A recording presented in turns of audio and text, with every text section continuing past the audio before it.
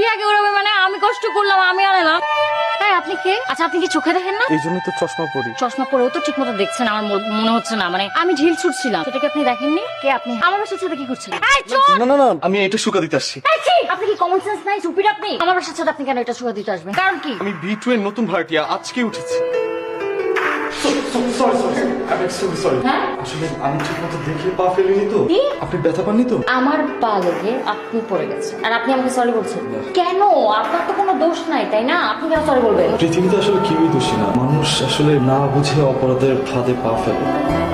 তোমার সাথে আমার কথা আছে, আমাদের কোনো কিছুর অভাব আছে, বরঞ্চ সবকিছু বেশি বেশি আছে।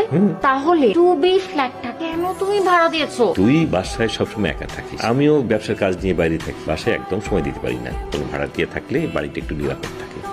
আসসালামু আলাইকুম। হাতে ছেড়ে দিচ্ছেন কেন? মায়ের প্রেশারটা বেড়েছে, বাবার ডায়াবেটিসও বেড়েছে, এই কারণে দুইজনকে একসাথে ডক্টরের কাছে পাঠিয়েছি। আপনি ঝাড়ু দিতে পারেন?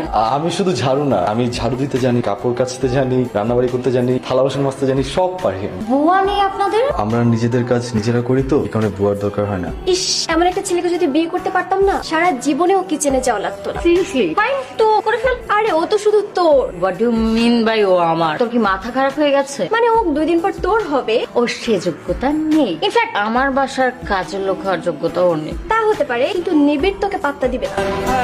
কি? পারলে আমাকে প্রমাণ করে দেখা।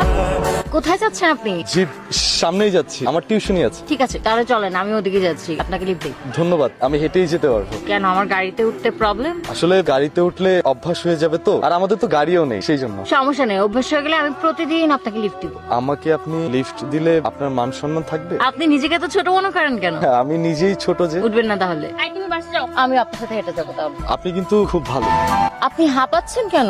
হেঁটে এসেছি, এত জায়গা থাকতে আপনি এখানে ডেকেছেন কেন? আপনার জন্য আজকে আমার টিউশনটা মিস হয়ে গেছে। কোনো ইম্পর্টেন্ট কিছু, মানে এত জরুরি তলব? আপনি কাউকে পছন্দ করেন? বুঝলাম না। মানে আপনি কি কাউকে ভালোবাসেন? এই পর্যন্ত কাউকে পছন্দ করার মতো কাউকে পাইনি। করেন না, নাকি করার চেষ্টা করেননি, খোঁজার চেষ্টা করেননি, দেখার চেষ্টা করেননি? চিন্তা করতে হবে, খুব কঠিন প্রশ্ন। আপনি কাউকে পছন্দ করেন? কি আর বলবো, আমি খেতে পারি না, ঘুমাতে পারি না, পড়তেও পারি না, আর সামনে আমার মাস্টার্স পরীক্ষা। কেন? ওই যে আমি একজনকে পছন্দ করি কিন্তু তাকে বলতে পারছি না। আপনি আমাকে বলতে পারেন, আমি আপনাকে হেল্প করবো।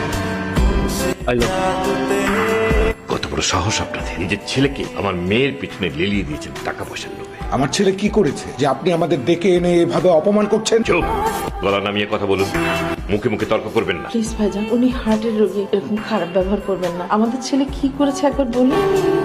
আমি বিশ্বাস করি না, আমার ছেলেকে আমি চিনি। আমি মিথ্যে বলছি? আপনি মিথ্যে বলছেন তা আমি বলছি না, আমার মনে হয় আপনি কোথাও একটা ভুল করছেন। ধোঁকা লাগালে তখন বিশ্বাস হবে। প্লিজ ভাইজান, আর অপমান করবেন না।